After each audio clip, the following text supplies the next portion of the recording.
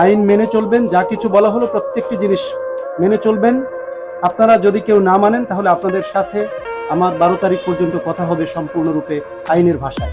আমি এক পাও এখান থেকে বিচ্যুত হব না। আমার কাজ সম্পূর্ণরূপে পেশাদারিত্বের সাথে হবে। অ্যাজ রিটার্নিং অফিসার আমি এখানে আইনের মধ্য দিয়ে এসেছি, কাগজের মাধ্যমে আমার কথা হবে কাগজ, আমার ম্যাজিস্ট্রেটরা প্রত্যেকে তাদের জন্য একই ভাষায় আমি কথা বলবো সকলের। কেউ ভঙ্গ করে, আইন ভঙ্গ করে কেউ যদি কখনো বলে ফেলে যে আমি এটা জানতাম না, সেটি আর বলার সুযোগ নেই। আমি আপনাদেরকে জানিয়ে দিলাম এই প্রোগ্রামের মাধ্যমে। আশা করি ভবিষ্যতে আপনারা সকলেই আপনার নিজ নিজ সম্মান বাঁচিয়ে রাখার জন্য এই কাজটি করবেন।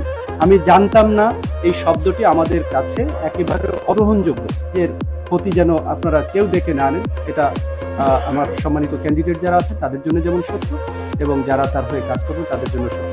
আশা করি আমার মেসেজটি পেয়েছেন। নির্বাচন অত্যন্ত পবিত্র একটি দায়িত্ব। একজন ভিখারিরও ভোট আছে, কোনো ভোটই আমরা ভবিষ্যতে চুরি করতে চাই না। যা পেছনে গেছে সেটা অতীত, জাতির জন্য পাচ্ছে।